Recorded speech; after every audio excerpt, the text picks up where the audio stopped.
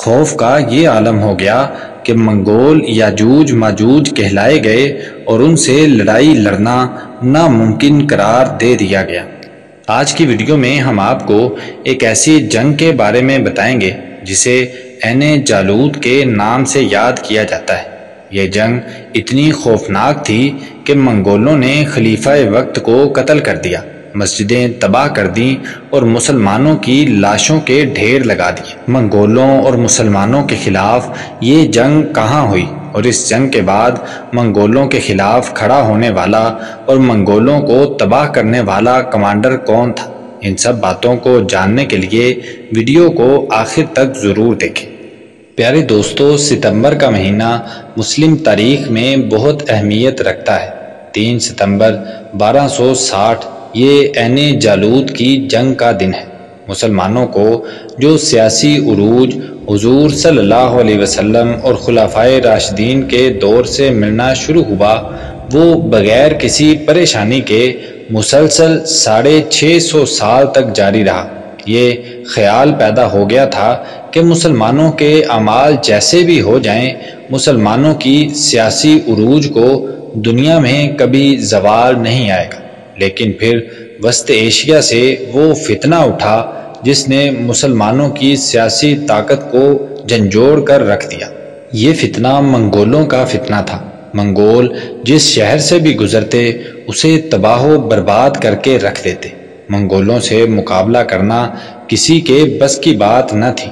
یہ بڑھتے چلے گئے حتیٰ کہ 1258 میں مسلم تاریخ کا سب سے بڑا سیاسی سانحہ ہوا، یعنی سقوط بغداد۔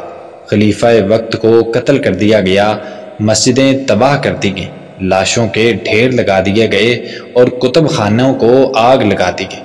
خوف کا یہ عالم ہو گیا کہ کوئی منگول کسی مسلمان کو کہتا کہ میں گھر جا کر تلوار لاتا ہوں اور تمہارا سر قلم کر دوں گا، تو وہ مسلمان خوف کے مارے وہیں بازار میں ہی کھڑا رہتا۔ بڑے بڑے علماء نے قرب قیامت کا زمانہ اس منگولوں کے فتنے کو قرار دے دیا۔ منگول یاجوج ماجوج کہلانے لگے اور ان سے لڑائی کرنا ناممکن قرار دے دیا گیا۔ اب ان کے خلاف لڑنے کے لیے کوئی بھی تیار نہیں تھا، یہاں تک کہ لوگ تلوار اٹھانے کو بھی تیار نہیں تھے۔ شدید مایوسی کی کیفیت تھی۔ ایسے میں سلطان صلاح الدین کی باقیات میں سے ایک نوجوان اٹھا جس نے مملوک فوج کی کمبال سنبھالی۔ اس نوجوان رکن الدین بیبرس کے سامنے اس وقت 3 چیلنجز تھے۔ کیسے مسلمانوں کے مسائل اور اختلافات کو ختم کیا جائے، منگول طوفان کو کیسے روکا جائے اور سب سے اہم مسلمانوں کے اندر سے خوف اور مایوسی کے وسوسوں کو کیسے نکالا جائے۔ ان سب باتوں کو ذہن میں رکھتے ہوئے رکن الدین نے سب سے پہلے مسلمانوں کے مختلف گروہوں اور فوجوں کو جمع کیا، پھر بھرپور فوجی طاقت کے ساتھ منگول لشکر سے جنگ کی۔ لیکن اس بار عین جالوت کے مقام پر اس جنگ میں عام طریقے سے ہٹ کر ایک جدید طریقہ اپنایا گیا۔ فوج کی ترتیب مسلمانوں کی روایتی جنگی ترتیب سے مختلف رکھی گئی، جس نے منگول لشکر کو اتنا کنفیوز کر دیا کہ ناقابل تسخیر سمجھے جانے والے لشکر کو شکست ہو گئی۔ جنگ تو ہو گئی، لیکن اب آخری اور سب سے بڑا چیلنج یعنی عام مسلمانوں کے دلوں سے خوف کو نکالنا تھا۔ اس لیے منگول سرداروں کو قید کر لیا گیا۔